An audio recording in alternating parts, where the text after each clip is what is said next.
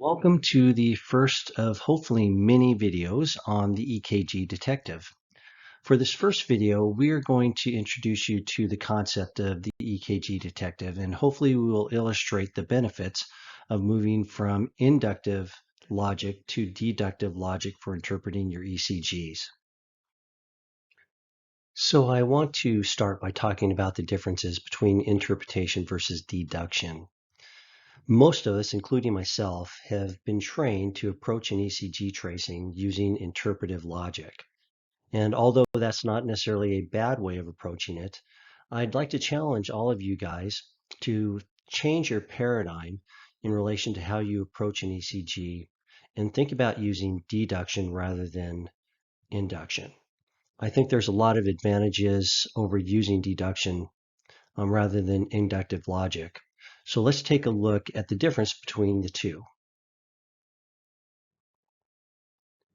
Inductive logic is predicated on the premise that you need to gather all of the information that's going to be required to be able to make the interpretation. And the challenge or the problem with inductive logic is there may be times where you can't acquire all of the pieces of information or a specific piece of information to be able to make that interpretation.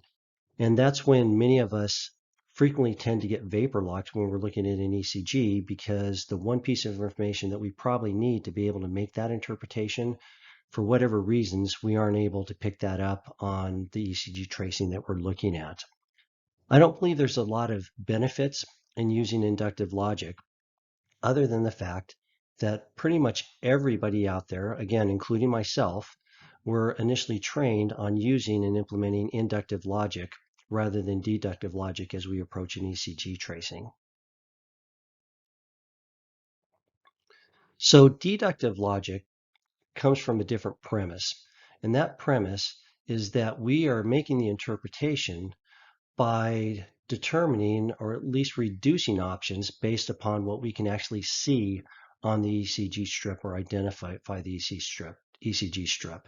And I think there's a lot of advantages in relation to approaching an ECG strip from that criteria. First off, we're going to be able to base our interpretation on what we can readily identify within the ECG. And once we identify something, we are going to automatically start to eliminate the things that are improbable. Good example of this is if you identify a rhythm to be irregular, then why should you be thinking about or considering any of the rhythms that are irregular? And the nice thing about deductive logic is you don't have to possess all of the in-depth information that you need to retain to be able to make interpretations.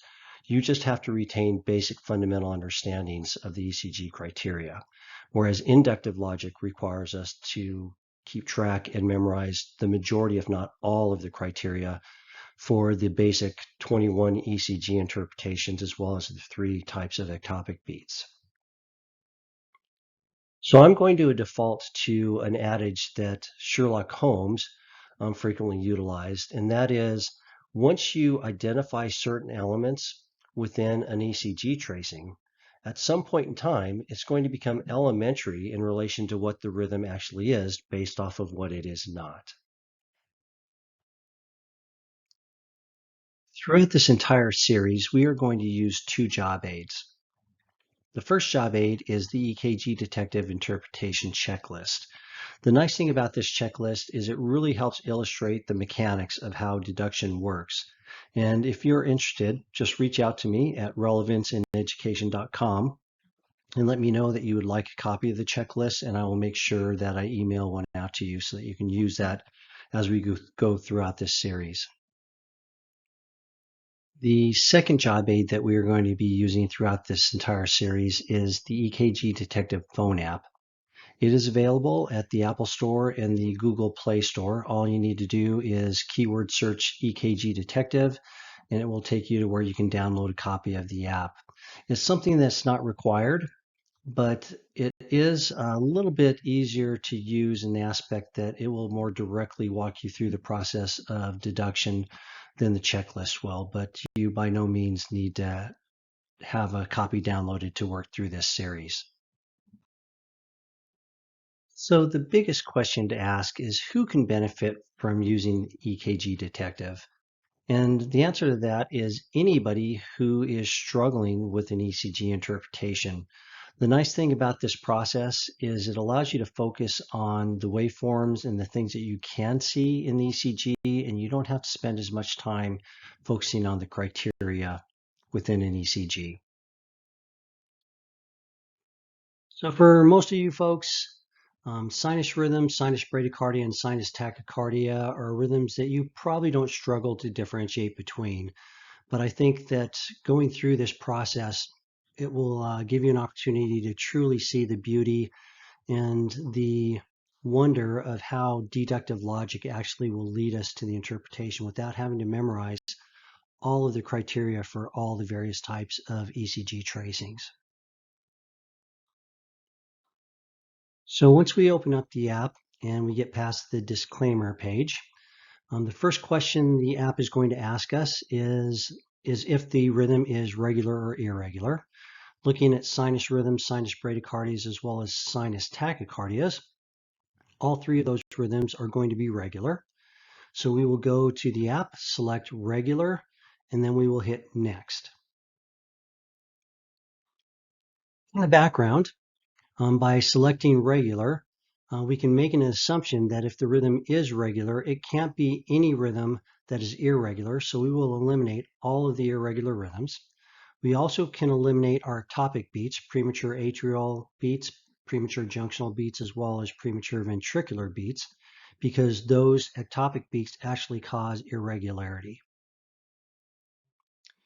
The second question that the app is going to ask us is, what is the rate? Looking at this first ECG, we have a rate of 80. The second one is running 30, and the third one is running 120 beats per minute. So we would select the appropriate rate, and then we would hit next. Referring back to our checklist, if the rate of the rhythm was 80, we could eliminate all of these rhythms because all of these rhythms have rates that are not falling within that 80 beat per minute range. For 30 beat per minute rhythm, we could eliminate all of these rhythms because all of these rhythms fall outside of the 30 beat per minute range as well. And then looking at 120 beats per minute, we could eliminate all of these rhythms because these rhythms are rhythms that don't fall within the 120 beats per minute. Question 3 asks us if there are P waves. Looking at this first ECG, we definitely have P waves in front of the QRS. The middle ECG is showing us P waves in the same location, as well as our third ECG tracing showing P waves in front of there. So we would go to our app, we would select yes, and then we would hit next to go to the next screen. If you're not using the EKG Detective app, we would refer back to our checklist here. And since there are P waves, we would eliminate these three rhythms because those three rhythms do not have P waves. Question 4 asks us, do we have P waves that appear to be sawtooth and or flutter waves? And we are looking at all of these P waves here, but there are definitely not any sawtooth patterning, nor do we have any flutter waves. So we don't have those. We would go to our app, we would select no, and then we would hit next to go to the next screen. Looking at our EKG interpretation checklist, since we have no flutter waves or there are no sawtooth, we would eliminate atrial flutter because atrial flutter obviously has sawtooth P's or F flutter waves. Question 5 is going to ask us, is there more than one P wave for every QRS? And as we go through these ECGs, it appears like there's only one P wave for every QRS. So we do not have extra P waves. We would go to no, and we would select next to go to the next screen. Going down our checklist, since we don't have any extra P waves, that would eliminate our heart blocks because heart blocks have extra P waves. Question 6 asks us, are there 3 or more different shaped P waves? And again, going through our ECGs, if we look at these P waves, all of the P waves for the most part look pretty similar. They definitely do not look different. So there are not different shaped P waves. And we would go to our app, we would select no, and then we would hit next to go to the next screen. If you're working on our checklist, we would go down our list, and there's one rhythm that does have different looking P waves, which is wandering atrial pacemaker. So it can't be that. We would eliminate that, and we would go to the next criteria. Question 7 asks us, where are the P waves located? And we've been focusing a lot on these P waves, but all of the P waves appear to be in front of the QRS. So we would select in front of the QRS in our app, and then we would hit next to go to the next screen.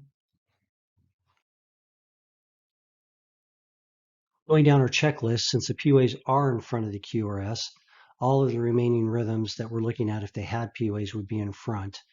This criteria actually is there to create a little bit of redundancy in the aspect that we are double checking our P waves. And if the P waves were after the QRS complex, that would lead us directly to a junctional rhythm. But since they're in front, at this point, there really isn't anything that we would check off on the checklist. Question 8 is asking us, what is the PR interval? Looking at our first ECG, it looks like our PR intervals are running about 0.16 to 0.18 seconds. Our middle ECG is giving us pretty similar intervals between 0.16 to 0.18. And then our last ECG is a little bit shorter. We're looking at PR intervals that are about 0.14 to 0.16 seconds.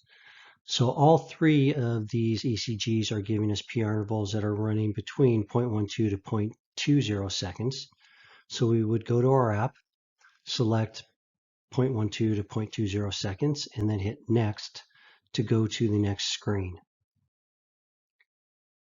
Going down our checklist, since the PR intervals are between 0.12 to 0.20 seconds, which is within normal range, we would go down the checklist and eliminate all of these rhythms, because all of these rhythms are going to have PR intervals that fall outside of the norm, either too short or too long. And looking at the checklist, we are left with one of three options for an interpretation, which is sinus rhythm, sinus bradycardia, and sinus tachycardia. Since we entered the rate during the second question, the app would have taken us directly to our interpretation based off of the rate. But looking at these three rhythms, it would be a sinus rhythm if the rate would have been entered between 60 to 99 beats per minute. For sinus bradycardia, that's going to be anything that's less than 60 beats per minute. And for a sinus tachycardia, that rate is going to be anywhere between 100 to 149 beats. And depending on the cardiologist or the author that you refer to, it can be upwards to 180 beats per minute, depending on the author that you're actually referring to. I generally tend to prefer to use 150 as my breakoff point between sinus tachycardia and the other rhythm, just because it's a little bit more easy to remember that number. So that brings us to the end of our first video on Introduction to EKG Detective. I just want to reiterate, if anybody would like to get a copy of the EKG Detective interpretation checklist, or you have any comments or any questions about the phone app, to just please reach out to me at relevanceineducation.com, and I would be more than happy to try to answer your questions or get you the resources that you are going to need as we go through this series. And one other thing, if you could consider subscribing to this channel, it would definitely help out the channel since we're just starting out. And most importantly, remember, it is always better to practice as a clinician rather than a technician. And we will see you guys next month. Thank you.